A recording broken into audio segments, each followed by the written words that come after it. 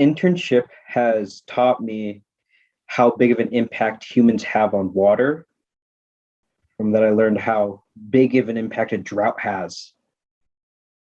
Also learned how to observe biodiversity and then record it on a phone and upload it.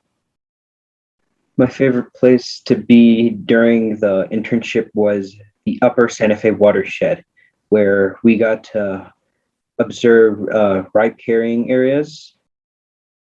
In the upper watershed, we used things like picture posts to monitor the area. We also used drones to look at areas we couldn't access on foot. And we also used Survey 123 to mark down areas that needed to be looked at or that also had like invasive species.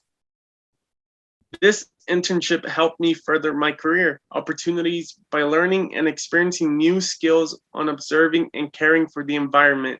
I couldn't have experienced any of this if I didn't have help from communities in schools, river source, and future-focused education. In the northwest quadrant, we did assessments and monitored the erosion using One Rock dams and Zuni bowls, and then there's multiple others. That's just the basics. My name is Christian Chacon, and I go to Santa Fe High School. I'm Raylin Herrera, and I'm going to school at Robertson High School, but I have a place in Santa Fe with my dad. My name is Jose Ramirez. I am 19 years old, and I graduated from Capitol High School.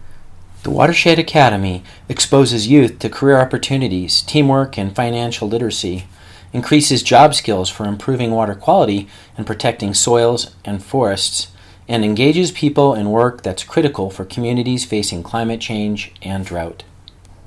El hombre pensando, soñando y otro mundo.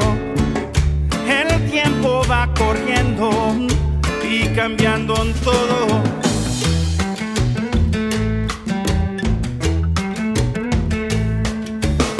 Es el hombre del barrio, el mismo como yo y tú, siempre pensando de los cambios de alma y de juventud.